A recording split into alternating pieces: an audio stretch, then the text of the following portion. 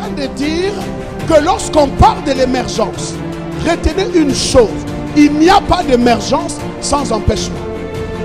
Ah, vous ne m'avez pas saisi. Écoutez, pour qu'on parle de l'émergence, il faut qu'il y ait quelque chose qui empêche.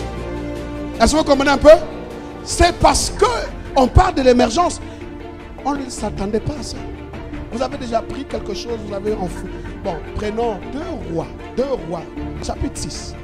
Les fils des prophètes dirent à Élisée, voici le lieu où nous sommes assis. Devant toi est trop étroit pour nous. Verset 2. Allons jusqu'au Jourdain, nous prendrons là chacun une poutre et nous y ferons un lieu d'habitation. Élisée répondit, allez. Le verset 3, l'un d'eux dit, consens à venir avec tes serviteurs. Il répondit, j'irai. Verset 4, il partit donc avec eux. Arrivé au Jourdain, ils coupèrent du bois. Le verset 5, et comme l'un d'eux abattait une poutre, le fer tomba dans l'eau.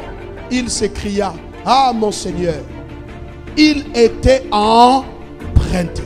Verset 6, l'homme de Dieu dit, où est-il tombé? Alléluia. Première question. Et il lui montra la place. Je vais dire à quelqu'un, le problème n'est pas là où tu es tombé. Le problème, c'est d'identifier là où tu es tombé.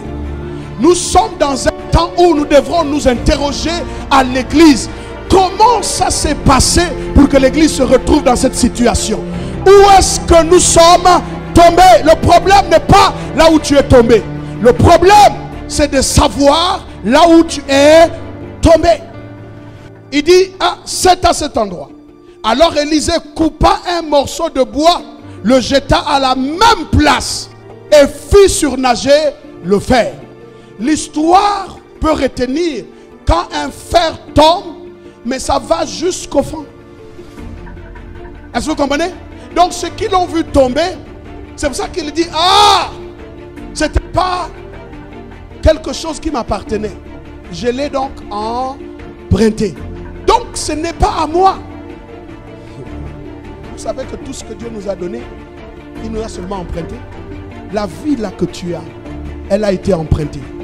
Le problème, c'est que s'il y a un problème, dis-moi seulement quel est ton problème. À quel niveau se trouve ton problème? Je vous assure, prophétiquement, Élisée a coupé le bois. Il pensait en tant que prophète à la croix, au bois du calvaire. Quelle que soit une vie noyée, elle va surmerger au nom de Jésus-Christ de Nazareth. Je suis venu dire à quelqu'un, le bois du calvaire choisira exactement là où tu es tombé pour te relever. Je vois quelqu'un sortir des situations les plus difficiles, les plus chaotiques. Je te vois monter. On a dit le fer ne peut pas monter, mais le bois dit le fer peut monter. Quelqu'un a dit tu ne peux pas réussir, mais j'entends une voix qui me dit c'est la dernière fois que tu resteras à cet endroit. Tu vas monter. L'église, nous devons ramener le message de la croix. Est-ce qu'il y a des affaires de quelqu'un qui sont tombées? Est-ce qu'il y a un ministère qui est tombé? Est-ce que le diable a détruit la vie de quelqu'un? J'entends une voix me dire, le bois sera jeté au même endroit. Quelle que soit la profondeur des eaux, tu vas monter.